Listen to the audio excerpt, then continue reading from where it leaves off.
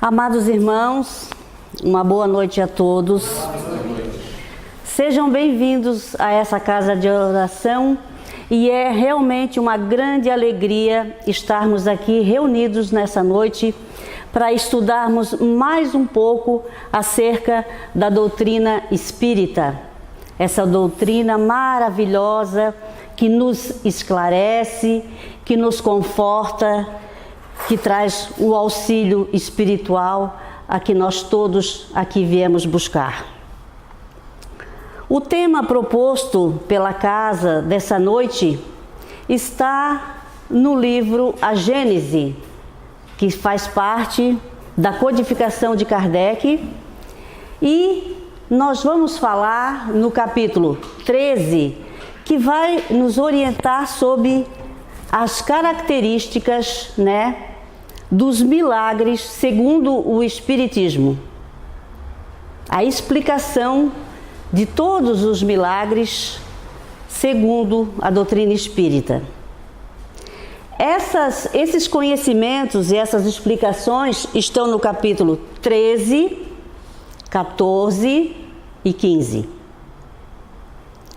Aí nós vamos fazer uma pergunta. Quem acredita em milagres? Nós sabemos que existem aqueles que acreditam e os que não acreditam. Eu, pessoalmente, faço parte daqueles que acreditam, sim, em milagres. A palavra milagre, no sentido, na acepção etimológica, esta palavra vem do latim demirare, que significa admirável, extraordinário, maravilhoso, sobrenatural. Mas quando nós tínhamos essa ideia, já na antiguidade, que o milagre, ele derrogaria as leis da natureza. E nós soubemos, com o avanço da ciência, que não podemos derrogar as leis da natureza, São as leis de Deus, as leis naturais que regem todo o universo. Mas antes do advento do Espiritismo e antes da elucidação e da ciência desenvolvida, não tínhamos como explicar certos fatos, as coisas que ocorriam e que, no nosso entender, eram sobrenaturais, extraordinárias, mas também foram muito mistificadas, A ciência, o Espiritismo, vem nos trazer muitas explicações acerca desses fatos, Esses fatos podem ser explicados através dos fluidos, do magnetismo, da física e também da vontade, da fé, Porque Jesus já na época dizia: vós sois deuses, podereis fazer o que eu faço e muito mais. Mas nós, enquanto seres humanos, enquanto a gente não se desenvolve, enquanto a gente não evolui, a gente não acredita realmente. A gente não tem essa fé raciocinada, a gente não sabe como isso pode ocorrer. E como que nós podemos ter forças, para fazer muitas coisas acontecerem. Coisas que, de certa forma, elas são naturais, Na época do Cristo, ele fez muitos milagres. Pelos evangelhos foram mais de 30, que estão narrados nos evangelhos de Lucas, Mateus e também no evangelho de João. O milagre das bodas de Caná está narrado apenas no Evangelho de João. E este foi o primeiro milagre que Jesus fez. Diz-se que o primeiro milagre de Jesus, a primeira expressão, o que se teve notícia, foi numa festa de casamento, que nós poderíamos até interpretar como sendo uma coisa tão simples, sem uma conotação maior. Porque a boa nova do Cristo representa alegria, representa esperança, representa felicidade. E ele, estando nessa festa, como faltou o vinho e sua mãe veio falar com ele e pediu que ele ajudasse. E aí Jesus transforma a água em vinho, né?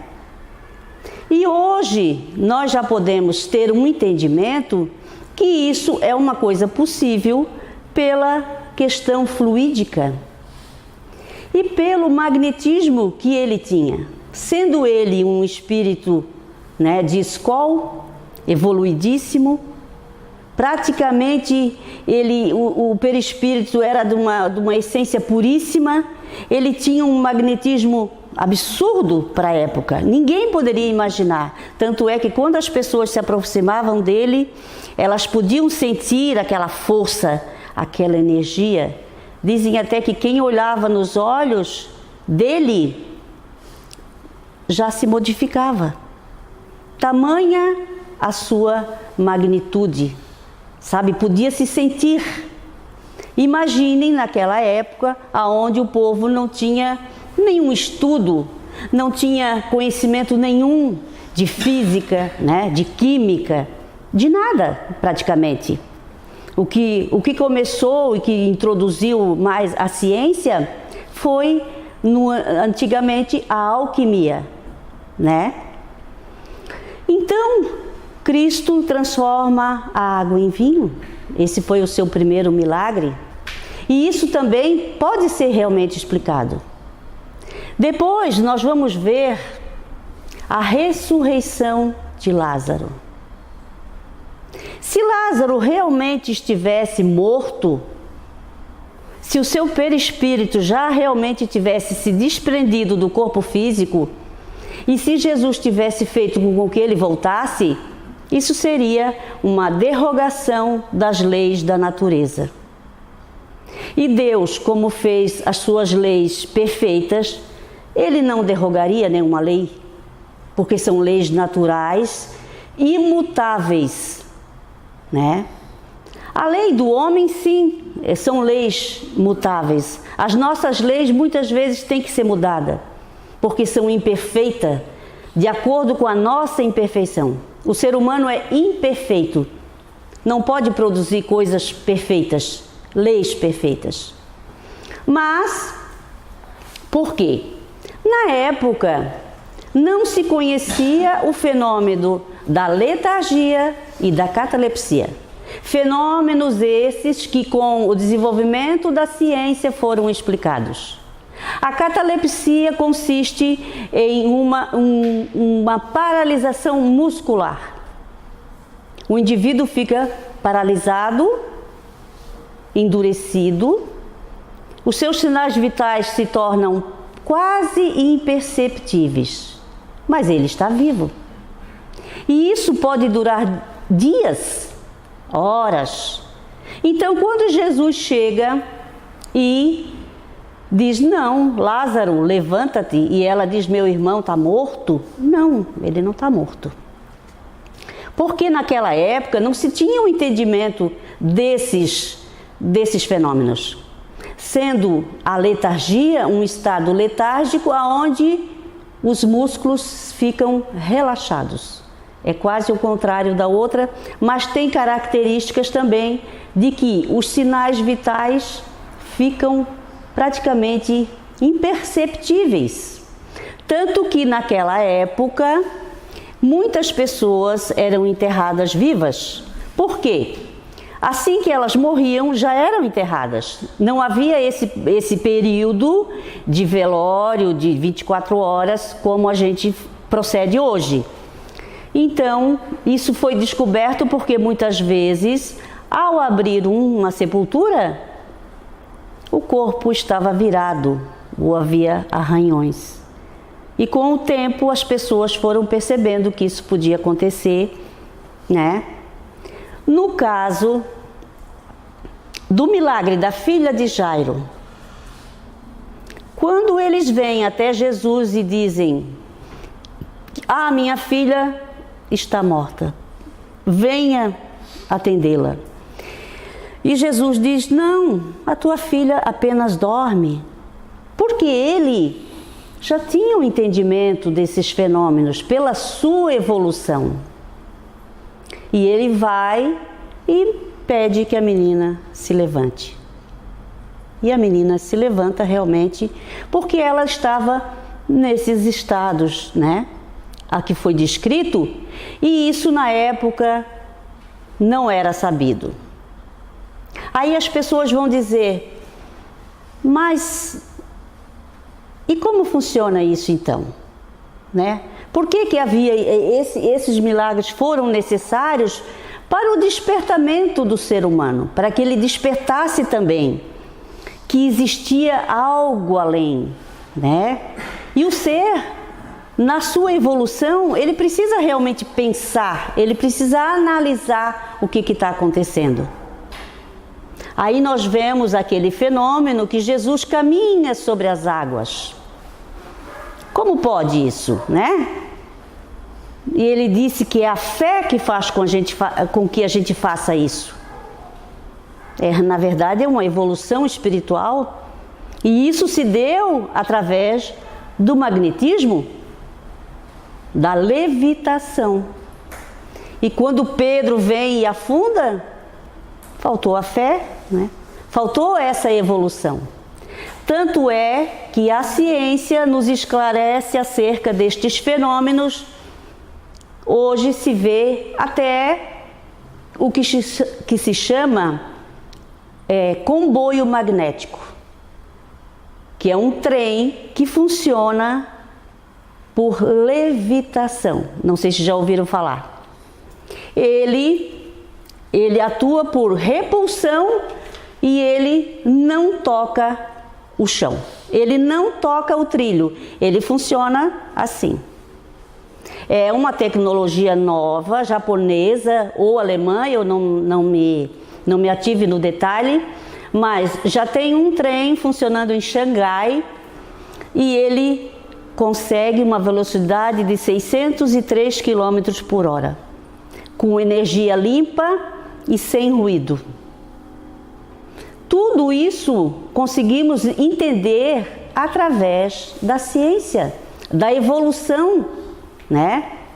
Hoje nós temos coisas maravilhosas funcionando que, se fossem vistas na época de Cristo, imagina o que eles iam pensar. O controle remoto, você aperta aqui, o portão abre, a TV liga, né? Isso falando de coisas mínimas, né? A telefonia celular, a internet que liga o mundo inteiro em tempo real, né? Agora imaginemos isso. Então, realmente, todo esse contexto está explicado. E aí, eles perguntam assim: mas Deus faz milagres? Com certeza tudo é um milagre na natureza, né? Se nós olharmos, como fala aqui nesse último parágrafo, ele diz assim: se tomarmos a palavra milagre em sua acepção etimológica, no sentido de coisa admirável, temos milagres incessantemente, né? Sob as vistas. Aspiramo-los no ar e calcamo-nos nos nossos pés, porque tudo então é milagre na natureza. E se a gente tiver que explicar, enquanto colocando até nós entre essas pessoas que nós não temos conhecimento aprofundado de física, né? De magnetismo, que eu sei que ninguém aqui é um cientista, Mas a gente já pode entender através do que a gente estuda, né? Das informações que nos chegam. Mas se nós formos explicar para uma pessoa muito leiga, como fala aqui, aqueles pobres de espíritos, para os ignorantes, mas isso no sentido, não no sentido vulgar da palavra, o código da natureza nos mostra a solicitude que Deus tem para com todos os animais, as flores que desabrocham, as árvores que crescem, as sementes que guardam no seu conteúdo já uma árvore desenvolvida praticamente, guardam todas as características, as frutas maravilhosas, o mar, os peixes. Se olharmos o nascer do sol, o pôr do sol, a noite enluarada, o que podemos dizer? Vamos nos maravilhar e sempre olharemos como um milagre de Deus, porque estamos bem longe de entender o seu mistério, né? Pela nossa ignorância ainda. Aí nós vamos ver a solicitude para esses organismos minúsculos. O nosso próprio corpo físico não é um milagre? Da maneira como ele funciona, como respiramos, né? Então, o milagre realmente está em toda parte. E nós só temos a agradecer a Deus por nos conceder a vida e a oportunidade de aqui estarmos nessa nova encarnação. Porque já viemos de muito longe, de longas caminhadas, buscando essa evolução e esse entendimento, né? Então, meus amigos, eu agradeço a atenção de vocês e que Jesus nos conforte, que Jesus nos proteja. Muito obrigada.